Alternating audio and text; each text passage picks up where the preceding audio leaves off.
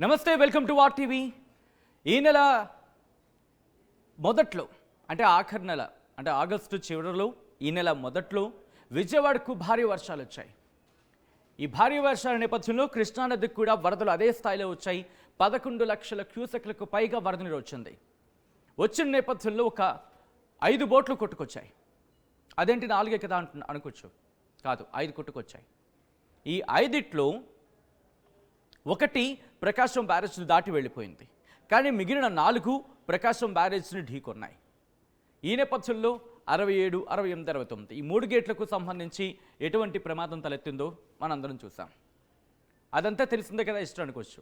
కానీ ఇప్పుడు అసలు విషయం ఏంటంటే, ఇదిగో మీరు విజువల్లో చూస్తున్నారు. ప్రస్తుతం ఈ బోటు ఒకటే కనిపిస్తోంది, కానీ ఇది మొత్తం 4 బోట్లు ఉన్నాయి. ఒకటి ఇటువైపు, ఒకటి అటువైపు, ఇలా మొత్తం 4 బోట్లు. ఈ 4 బోట్లు కూడా దీంట్లో 2 పెద్దవి. అసలు ఈరోజు మనం మాట్లాడుకోబోతున్న విషయాన్ని నేను ఒకసారి క్లియర్ చేసే ప్రయత్నం చేస్తాను.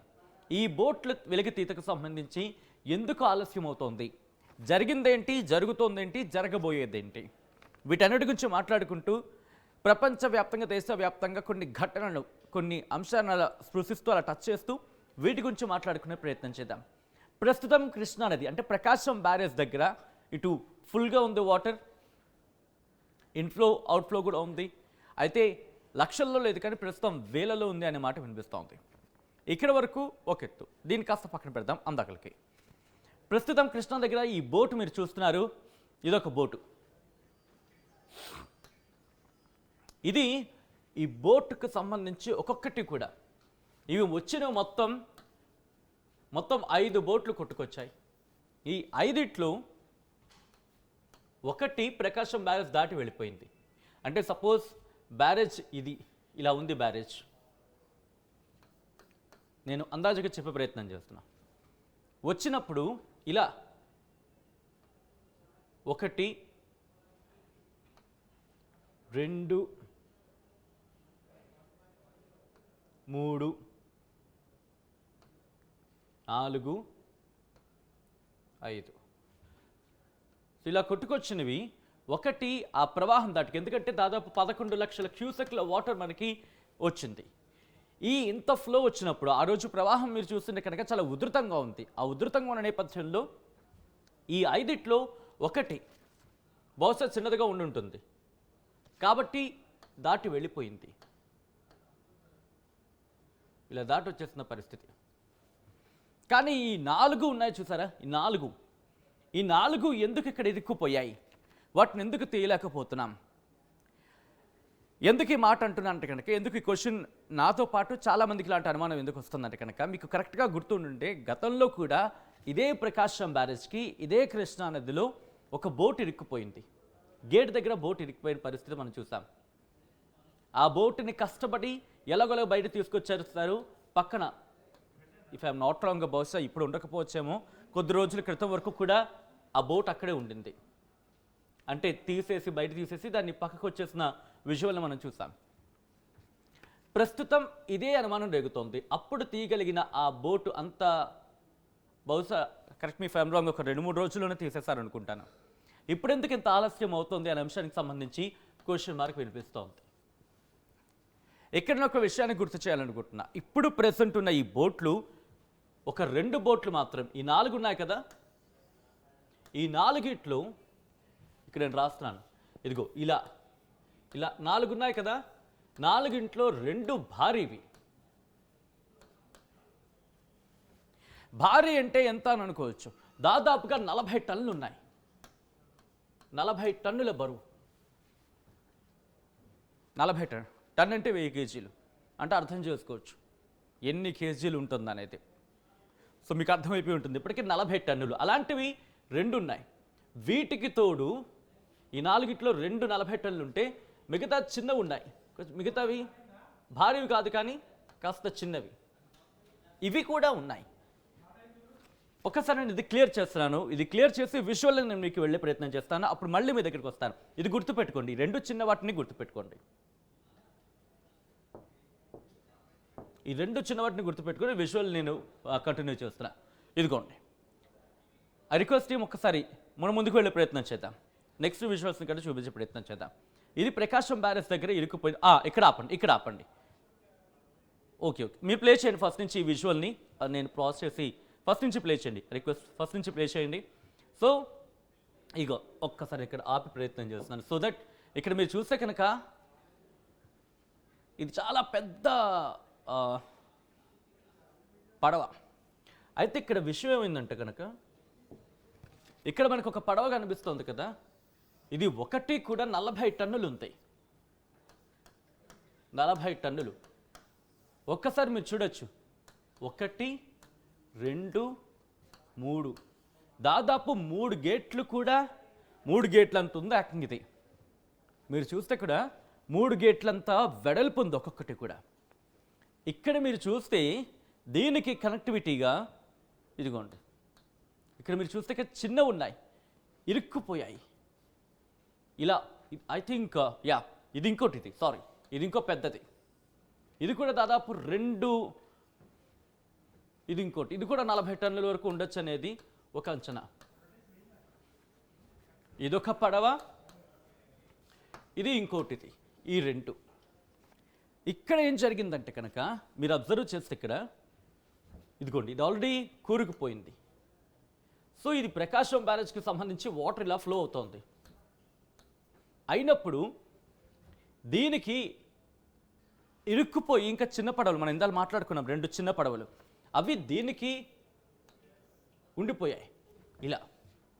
సో దీనికి కూడా నేను జస్ట్ ఇక్కడ ఇమాజినేషన్గా చూపించే ప్రయత్నం చేస్తాను. అంటే ఎగ్జాక్ట్గా ఇలా ఉందని కాదు, ఇంకొక పడవ. సో ఇప్పుడు దీన్ని బయటకు తీయడానికి శ్రమించాల్సి వస్తుంది. గతంలో ఇరుక్కుపోయిన పడవ చిన్నదది, దాదాపుగా ఒక గేటుకి మాత్రమే, ఒక గేటుకి ఇలా గేట్ ఉంది కదా ఇక్కడ, ఈ గేటు దగ్గర మాత్రమే ఇరుక్కుపోయిన పరిస్థితి. దాన్ని ముక్కలు చెక్కలు చేసి ఎలాగో బయటకు తీసుకొచ్చేసి పక్కన పడేసారు, పక్కన పెట్టేసిన పరిస్థితి. అంటే దాన్ని ఎలాగోలాగా తీశారు, గేటుకి పెద్ద డ్యామేజ్ కాకుండా జాగ్రత్త పడ్డారు. కానీ ఈసారి వచ్చినవి మాత్రం 40 టన్నులు ఉన్నాయి ఒక్కొక్కటి.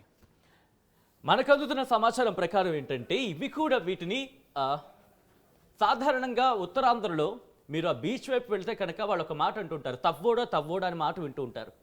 అదేంటిది కొత్త మాట వినిపిస్తున్నారు ఇప్పుడు ఏంటో అనుకుంటున్నారు కదా. తవ్వోడా అంటే డ్రెడ్జింగ్ చేస్తుంది, సముద్రంలో ఉన్న ఇసుకను తీసుకొచ్చి బయట వేస్తూ ఉంటుంది అన్నమాట. సముద్రంలో ఇసుకను తీసుకొచ్చి బయట వేస్తూ ఉంటుంది, ఎందుకంటే ఇసుక కోరుకుపోతూ ఉంటుంది కాబట్టి. సో అటువంటి ప్రొసెసర్ అది భారీ యంత్రాలతో చేస్తూ ఉంటుంది. సో ఇక్కడ కూడా ఈ పడవలు మీరు చూస్తున్నారు, ఇవి కూడా కృష్ణానదిలో ఉండే ఇసుకను తీసుకొస్తూ ఉంటాయనేది ఇక్కడ మనకి వినిపిస్తున్నమాట. సో అంత పెద్ద భారీ పడవలు. నేను ఎందుకు మీకు ఉదాహరణ చెప్తున్నానంటే ఈ పడవలు ఏవైతే 2 బోట్లు ఇరుక్కున్నాయో వీటి కెపాసిటీ ఏంటి, వీటి క్యాపబిలిటీ ఏంటి, ఎందుకు లేట్ అవుతుందంటే కనుక 40 టన్నుల కెపాసిటీ. ఎందుకు 40 టన్నుల కెపాసిటీ అంటే ఇటువంటి భారీ పనులు చేస్తూ ఉంటాయి. అటువంటి భారీ యంత్రాంగం సంబంధించి అటువంటి భారీ బోట్లు ఇప్పుడు ప్రకాశం బ్యారేజ్కి అడ్డంగా నిలిచిపోయాయి, అడ్డంగా ఉండిపోయాయి.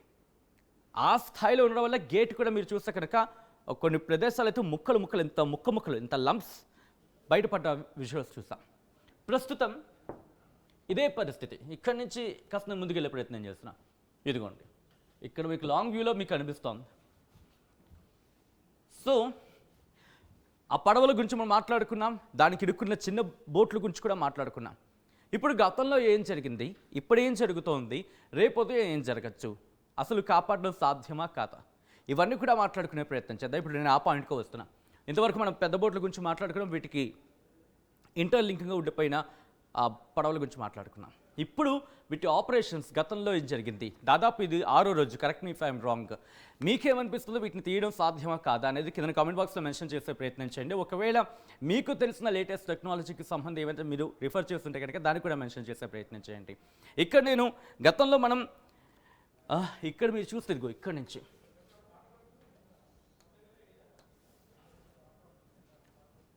భారీ క్రేన్స్తో ఇక్కడి నుంచి ఆపరేషన్తో ఇదంతా ఆపరేషన్ చేస్తున్నారు. ఇక్కడి నుంచి ఆపరేషన్ చేస్తున్నారు.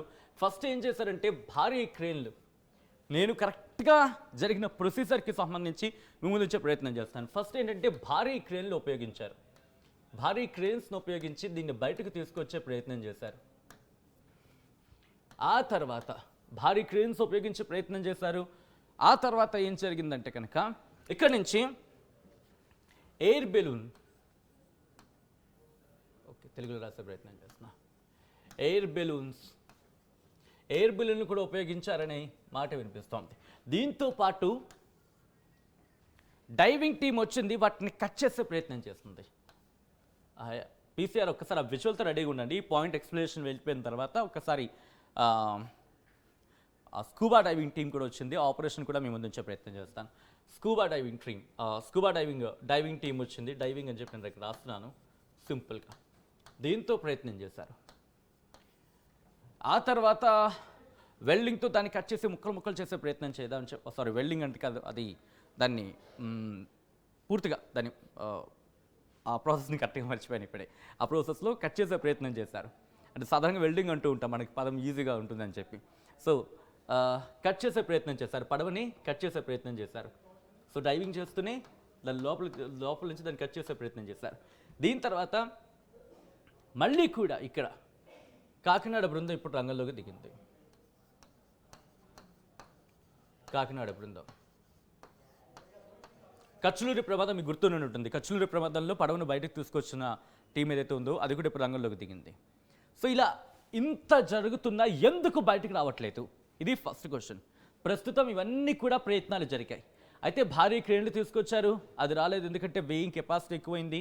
రెండోది ఎయిర్ బెలూన్స్ తీసుకొచ్చారు, అక్కడ కూడా అటువంటి సమస్య వచ్చింది. టెక్నికల్ కొన్ని ఇష్యూస్ ఫేస్ చేయాల్సి వచ్చింది.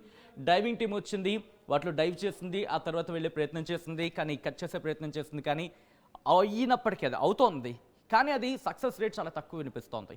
దిగిన తర్వాత అర్థమైంది కాస్త ఇబ్బందికర వాతావరణం ఎందుకు అనేది ముందు ప్రయత్నం చేస్తాను. ముందు తర్వాత కాకినాడ బృందం ఇప్పుడు రంగంలోకి దిగిది వాటి ప్రయత్నం చేస్తోంది. సో ఇక్కడ విజువల్ నేను మీకు చూపించే ప్రయత్నం చేస్తాను. ఒక్కసారి ఇదిగోండి, ఐ రిక్వెస్ట్ ఫస్ట్ నుంచి వెళ్దాం. ఇదిగో ఎస్, మీరు చూస్తే ఇదిగో డైవింగ్ టీం వచ్చింది. డైవింగ్ టీం వచ్చిన తర్వాత వాళ్ళు అంత ఎక్విప్ రెడీ అవుతున్నా, విజువల్స్ చూస్తున్నారు. ప్లీజ్ సార్ విజువల్ కంటిన్యూ చేయండి, నేను పాస్ చేసుకుంటాను. సో ఇక్కడ మీరు చూస్తే కనుక అదిగో వాళ్ళు వెనకాల ఒక ఆక్సిజన్ సిలిండర్ వేసుకుంటున్నారు. మీరు చూస్తే కనుక ఈ ఆక్సిజన్ సిలిండర్ని ఓకే ఇదిగోండి, ఇది ఆక్సిజన్ సిలిండర్.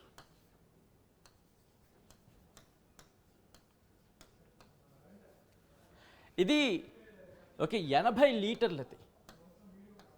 80 లీటర్లదైతే దాదాపు 2 గంటలు మాత్రమే పనిచేస్తుంది. 2 గంటలు మాత్రమే పనిచేస్తుంది ఈ 80 లీటర్లు అయితేనే. ఇక్కడ మనకు వినిపిస్తుంది ఏంటంటే కనుక ఈ స్కూబా డైవింగ్కి వెళ్ళిన వాళ్ళు దాదాపుగా ఎక్కువసేపు ఉండలేకపోయారు వీళ్ళు. దాదాపుగా 2-3 గంటలు, గంట మాత్రం ఉండగలిగారు అనేది ఇక్కడ వినిపిస్తున్న మాట. ఎందుకంటే కనుక దాని కెపాసిటీ అంతే. బట్ అక్కడ ఒక్కసారి లోపలికి వెళ్ళిన తర్వాత వాళ్ళు చేసిన ఆపరేషన్ చూద్దాం. ఒకసారి వాళ్ళు లోపలికి వెళ్ళిన తర్వాత వాటిని కట్ చేసే ప్రయత్నం చేశారు. అక్కడ మంటలు కూడా వస్తాయి అన్నమాట. వాటిని ఆ విజువల్ని కూడా మీ ముందు ఉంచే ప్రయత్నం చేస్తుంది ఆర్టీవీ. ఇదిగోండి, ఇదిగో ఆ విజువల్ అయితే వాళ్ళు లోపల అక్కడికి వెళ్ళిన తర్వాత వాళ్ళు ఆ మిషన్ సాయంతో కట్ చేసే ప్రయత్నం చేశారు. కానీ ఎక్కడా కూడా ఇవేవి సక్సెస్ కాలేదంటే కనుక ఇది సక్సెస్ అయింది, కానీ అంత పెద్ద బోట్లని, దానికి ఇంటర్లింకింగ్ ఉన్న బోట్లని అవి ఎందుకు బయటకు తీసుకురాలేకపోతున్నారనే అంశానికి సంబంధించి ఇంకా ముందు మాట్లాడే ప్రయత్నం చేస్తాను. సో టైం పట్టేస్తుంది, కొన్ని ఏళ్ళు పట్టేస్తుంది అనే అనుమానం కావచ్చు, కొన్ని క్వశ్చన్స్ రైజ్ అయిన నేపథ్యంలో వాటిని ప్రెసెంట్ ఆ ప్రయత్నాలకి కాస్త పాజ్ పెట్టారన్న మాట వినిపిస్తోంది. ఆ తర్వాత ఇప్పుడు భారీ పడవలను తీసుకొచ్చారు. ఒకసారి ఆ విషయాన్ని చూపిద్దాం. భారీ పడవల సాయంతో ఇదిగో ఇలా, ఇది ఒక్కొక్కటి కూడా 40 టన్నులు కావడంతో ఇదే బరువున్న మిగతా లాంచెస్ని కావచ్చు, లేకపోతే మిగతా పడవని తీసుకొచ్చారు, అలాగే ప్రయత్నం చేశారు. కానీ ఎందుకు రావట్లేదు? ఇప్పుడు ఒక లారీ కదట్లేదు అనుకుందాం, దానికి మించిందో లేకపోతే దాని వెయిట్ మించిందో ఈక్వల్గా ఉన్నదో తీసుకొస్తే అది లాగేస్తుంది. మరి అలాంటిది ఇక్కడ పడవ ఆల్రెడీ దీంట్లో ఉన్నది ఎందుకు లాగలేకపోతుంది అంటే ప్రధానంగా వినిపిస్తున్న ఒక మాట, ఇక్కడ ఈ పడవతో, ఈ బోటుతో ఇంకా చిన్న బోట్లు కూడా కింద లంకి ఉండడం, అంటే లింక్ అయిపోయి ఉండడం, వాటిని తీయలేకపోవడం. రెండోది ఇసుక మేట ఉంది, కిందన ఇసుక పట్టేస్తుంది. సాధారణంగా ఎండిపోయి ఉంటే ప్రాబ్లం లేదు, బురదగా మారిపోతే పరిస్థితి ఎలా ఉంటుందో చూసి ఇంకా బరువు ఎక్కిపోతూ ఉంటుంది. ఒకటి ఇసుక కావచ్చు, బురద కావచ్చు ఒకటి. రెండోది ఆ బోట్లో దీంతో లంకి అయి ఉండడం.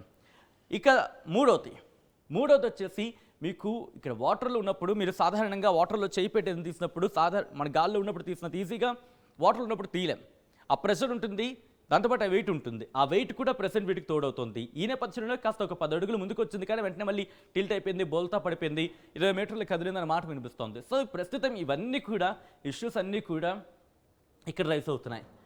ఇలా ఇలా వీళ్ళు చాలా ప్రయత్నాలు చేస్తున్నారు, కానీ ఎక్కడ ప్రస్తుతానికి అయితే మాత్రం సక్సెస్ కావట్లేదు. సూయజ్ కెనాల్ గురించి మనం మాట్లాడుకునే ప్రయత్నం చేస్తున్నాం ఇక్కడ. సూయజ్ కెనాల్కి సంబంధించి సూయజ్ కెనాల్లో ఎవర్ గివెన్ నౌక అక్కడ సూయజ్ కెనాల్ నుంచి వెళ్తున్నప్పుడు మధ్యలో ఇరుక్కుపోయింది. ఇలా వెళుతున్న పడవ, అంటే ఇలా స్ట్రైట్గా వెళుతున్న పడవ ఇలా అడ్డంగా ఉండిపోయింది. దాంతో మొత్తం దేశ విదేశాలకు రవాణాకు సంబంధించి స్తంభించకపోయాయి. దాన్ని బయటకు తీయడానికి 6 రోజులు పట్టింది, కానీ ఇక్కడ డ్యామేజ్ జరగకుండా పడవని సెటరేట్ చేసి దాన్ని మళ్ళీ ఆ కెనాల్లోకి పంపించేందుకు. సో అలా దాదాపుగా 6 రోజులు పట్టింది. ఇక్కడ కూడా బహుశా ఇంకా లేటెస్ట్ ఎక్విప్మెంట్ కావచ్చు, లేటెస్ట్ టెక్నాలజీని తీసుకురావాల్సిన అవసరం ఉందే మనకు చర్చ జరుగుతోంది. ప్రస్తుతం కచ్లూరు ప్రమాదానికి సంబంధించి బోట్ని వెలికి తీసిన ఆ టీం రంగంలోకి దిగింది, ప్రస్తుతం పర్యవేక్షిస్తోంది. బహుశా ఇంకొక 2 రోజుల్లో తీసుకురావచ్చన్న చర్చ జోరందుకుంది. కానీ చూడాలి, ఎందుకంటే వాటర్ ప్రవాహం తగ్గిన తర్వాత, అంటే వరద ప్రవాహం తగ్గిన తర్వాత వీటిని బయటకు తీసుకొస్తారా, లేకపోతే అప్పటికల్లా వీటిని బయటకు తీసుకొస్తారా, లేకపోతే వరద ప్రవాహం, అంటే ఇప్పట్లో వరదలో వచ్చే అవకాశం అంతగా అనిపించట్లేదు కాబట్టి ప్రస్తుతం సినారియో అంత లేదు. ఆ గొలుసులతో కట్టి వీటిని బయటకు తీసుకొచ్చే ప్రయత్నం చేస్తున్నారు. ముందుగా వీటిని ఇలా నీటిలో పడుకుండిపోయి ఉన్నాయి కదా, ఒరిగిపోయి ఉన్నాయి కదా, వాటిని నిల్చోబెట్టే ప్రయత్నం చేస్తున్నారు. నిల్చోబెట్టే ప్రయత్నం జరిగితే కనుక కాస్త వెయిట్ సేవ్ అవుతుంది. వాటర్ని బయటకు తీసేస్తే కనుక దాని ఒరిజినల్ పొజిషన్కి వస్తుంది. ఆ తర్వాత తీసుకురావడానికి ఈజీ అవుతుందనే ప్రయత్నాలు జరుగుతున్నాయి. సో చూద్దాం, బహుశా కొద్ది రోజుల్లోనే ఈ బోట్లు బయటకు వస్తాయి అనుకుందాం. ఎందుకంటే మునుముందు కూడా దీనికి సంబంధించి డిస్కషన్స్ జరుగుతున్నాయి. ఎటువంటి లేటెస్ట్ టెక్నాలజీ ఉపయోగించాలి, మరి ముఖ్యంగా ఇంటర్నేషనల్ కూడా కమ్యూనికేట్ అయ్యే ప్రయత్నం చేస్తున్నారని ఒక మాట వినిపిస్తుంది అధికారులకు సంబంధించి. సో ఇవన్నీ ఎప్పటికల్లా కొలుకొస్తాయి, ఈ బోట్లు ఎప్పటికల్లా బయటకు తీస్తారనే అంశానికి సంబంధించి మాత్రం ఆ ఇంట్రెస్టింగ్ డిస్కషన్ కంటిన్యూ అవుతుంది.